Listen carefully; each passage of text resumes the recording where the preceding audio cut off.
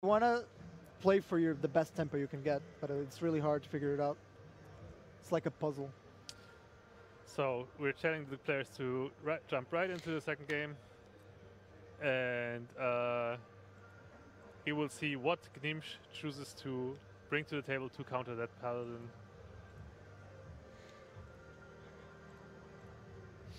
And we're jumping right back into the game.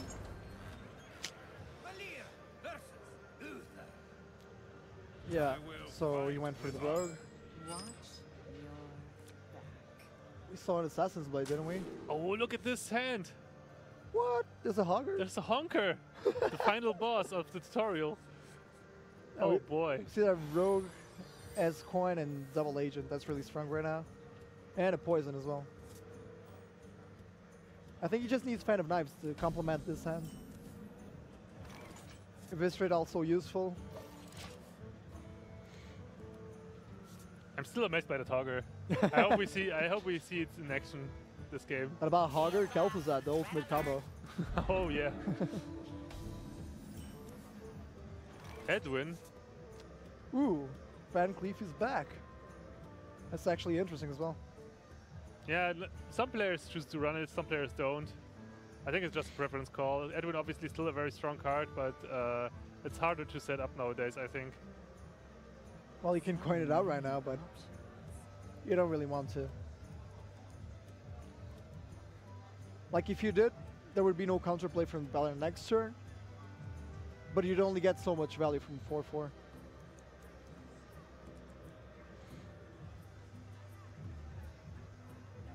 Is he actually going for the coin SI7 right now? Wow. Well, I guess yeah, it's going to be hard to set up an SI7 later on. Yeah, but 3/3 is going to be better than 4/4 because it's also dealing 2 damage. But at the same time, it falls short of Muster for battle, if he had it. While Van Cleef wouldn't die yet. I mean, there was the option of just hero powering, I guess, and save the coin still. Yeah, while I'm saying that Van Cleef wouldn't die, thing is he just stops like the Cog Hammer. Oh, look at this, there's the Cog Hammer. Yeah.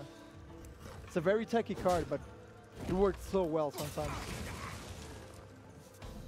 Yeah, I mean, it's been a very popular card back when GVG was still fresh, and many players chose to run that list with the Zombie Chows and the Cog Hammer, and yeah, it's a so-called tempo pattern. But no greenskin though yet, right? yeah, I remember Sixo was running greenskin, right? Yeah. And Chance as well, an NA player. But this tempo pattern deck is not supposed to run Leon Hands usually, but we do see a Leon Hands on Numberguy's side. Yeah, definitely some improvement to the original played by Numberguy. And it's running Hogger. Like, I don't know if you can call Hogger an improvement. Hogger has been always looked down upon. What's the reasoning behind that? Honestly, I don't. Usually, it's just because the reasoning because Hogger is 6 mana Silverhand Knight most of the time. It is, yeah. Well, I think you prefer Palace Sky Golem. It's much more threatening than that. There's so many ways to deal with Hogger nowadays. Yeah, Hogger has just to compete with so many good minions on 6 as a 6-drop. Yeah. There's Sylvanas Black Knight, now the Sky Golems. There's Karn as well, which has been overshadowed by the new Sky Golem.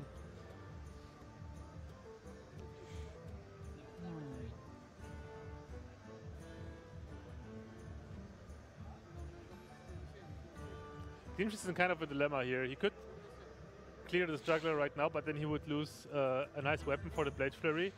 But he can also not keep the juggler alive for too long because it will just put out too much damage. Well, last turn, Gnimsh had the option to poison or to hero power pass.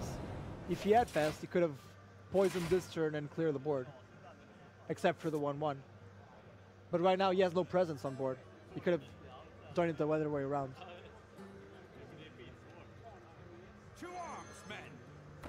Quartermaster to use just above 1 minion. Yeah, that's pretty premature, but I guess he had no other strong play. Yeah, you don't really want to just drop the Altar Peacekeeper as a 3/3. Yeah, we'll see Assassin's Blade has been becoming more and more popular again, and Rogue, and that supposedly Harrison is shifting out of decks. But honestly, I think Harrison is always a good pick. And since Rogue is becoming so popular right now. On ladder, we've seen Rogue becoming more and more popular, especially in the higher ranks. It's definitely a very strong contender now, especially that Hunter is less popular now. Rogue has always struggled a little bit against Hunters, but against other popular decks like Paladin, Rogue is a really strong pick. Yeah, the new perspective is that since Rogue's weakest matchup was Hunter and Undertaker got nerfed, Rogue's probably one of the strongest classes right now. Yeah, as well as the popularity of Paladin, right? I don't think Harrison Jones is running out of the meta anytime soon. In my opinion, it shouldn't. But there's people shifting it out with in their Druid builds and in other builds as well. People in Paladin, some people running Paladin are opting not to run the Harrison Jones. Interesting. I always felt like Harrison is just often not the decisive factor in the mirror matchup. In the mirror, which mirror? The Paladin mirror, for example. It's very decisive, of course, and since both players are trying to silence each other's Tyrians, you want to Harrison one of the true silvers. But here comes the Hogger! We can see there's a Blade Flurry, but there's no way to set it up right now. Oh, that's going to be really annoying. Numberguy giving the good old Hogger well met. We see backstab and Fan of Knives. And then a flurry. He can actually clear the whole board. Yeah, here, yeah. But using the flurry with a I weapon assume like he that, might run 2 flurries then. Don't you think? every rogue pretty much runs 2 flurries nowadays. No, not every rogue. Yeah. I've seen a lot of lists with just 1 flurry. Well, But not me. okay, sure, but we see more and more Tinker Sharp Sword Oil, more Assassin's Blade, so I guess 2 flurries are justifiable. Yeah.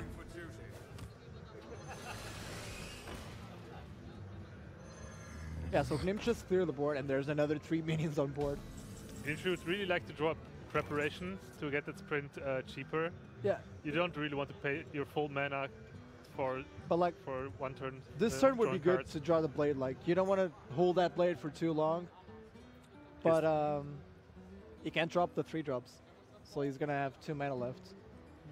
I'm pretty sure the Assassin's Blade is a very solid play here. You just have to get those clunky cards out of your hand first, I think. Well, but if you sprint already at 19, he has 7 damage on board. You'd be at 12, and the Zombie Chow would heal you up back to 17. I guess it's a safe HP threshold, but at the same time, you can challenge both the Shredder and the Chow with 2 Farseers, for example. Yeah, Or Farseer and Van Cleef, but Van Cleef loses to Shredder. We'll see. Thing is, if you play Assassin's Blade now, you might set up better combos with cheaper cards in your hand. For example, also imagine he draws into Tinker's Sharp Sword Oil, and he can buff the Assassin's Blade even.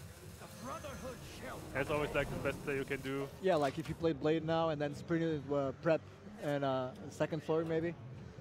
That'd also be interesting.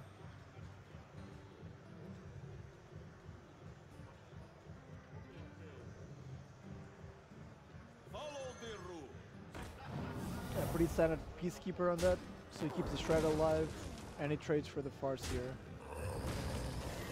Yeah, Numberguy knows there's not many minions in that rogue list that are worth peacekeeping, so a 4 attack minion is already enough to force a Peacekeeper.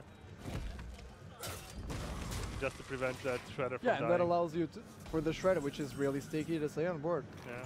And even any AoE shenanigans wouldn't be very effective here. So there's no real good option here. Like, yeah, Gnimsh is still in this dilemma. Do I want to sprint, or do I still want to wait a turn for the prep? Yeah, but I think you just need to right now. What, you're like gonna Farseer in hero power, and maybe sap? You don't really want to sap a 4-drop. He might just have to. I mean, he still has a lot of health. 26 health is very. You can argue though, if you sprint much. here, he's not really scared of Quartermaster. You can't play Quartermaster. Yeah, you cannot even play Quartermaster. That's right. I think sprint might be the best option here. I think so too. Gnimsh has no time to wait any longer for the prep. Keep in mind the prep can also be used for other expensive spells like Tinker's Sharp Sword Oil or anything. He gets all the expensive cards though. Oh man, that's a really rough draw. That's no solution at all. He hasn't drawn a Fan of Knives yet either. And Numberguy just lay on hands himself, gets 3 more draws, and that's kind of a better sprint, I would say. Yeah. It even heals himself. And he gets himself like back into the card advantage game. Even if his board gets cleared, he has a Dr. Boom to drop, and another Zombie Chow, etc. Oh my goodness, Gnimsh in a really rough spot, and he has like no way to clear his board. Azure Drake and a Fan of Knives. I don't think so. He needs to draw a Blade Flurry. Come on, RNG gods. Yeah, either Fan of Knives or Flurry. But Azure needs to be played right now. And he drops it. What does he get? Nah, Nothing. man. Auctioneer, that's interesting. Yeah. I think people run one auctioneer nowadays. One auctioneer, one sprint. I think that was Dog's list or someone else's list that he played on stream. I like the good old no auctioneer double sprint. Yeah, but it's also a bit funky.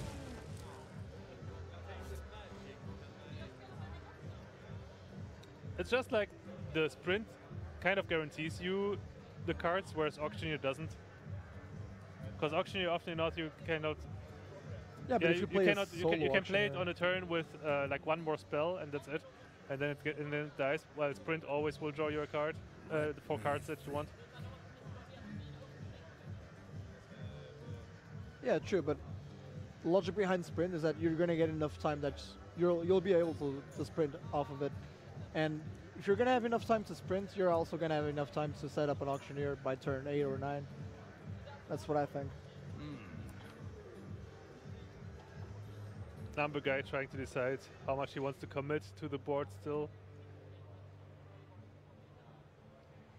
Or if he wants to kill the Drake. Seems like he wants to go for the Drake. Yeah, he's avoiding the second flurry or yeah, just prevent some spell damage shenanigans. He has enough stuff on the board to just threaten lethal right now. It is lethal right now. And we see a prep, I guess. He needs to draw, so I guess Auctioneer's coming down. What options does he have? Yeah, there's only the Auctioneer. Auctioneer prep into Fan of Knives. Hope the Auctioneer doesn't die to the boom bots. And that you don't die yourself. And he didn't draw an answer. Yeah, well, we need like a runner top deck. He's got another draw with it, Tinker's Sharpsword Oil. But even if he gets Flurry, you won't be able to clear the... Backstab, that's another draw.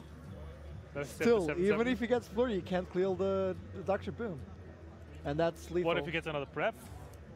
Into... Oh, that's nothing. Nah. But what could he do? If he got a prep, he would need a poison and then a flurry. Or Thalnos Flurry. Or Thalnos Flurry, yeah, exactly. What a scenario.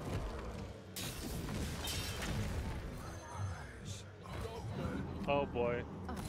Poor Gnimsh just getting wrecked by the Paladin. Yeah, Paladin. that's 2-0 for Paladin. So far on stream, Paladin has 5-0, yeah. That's Strong insane. pass. Okay, so guys, post-nerf, you just want to play Paladin, okay? Just remember that.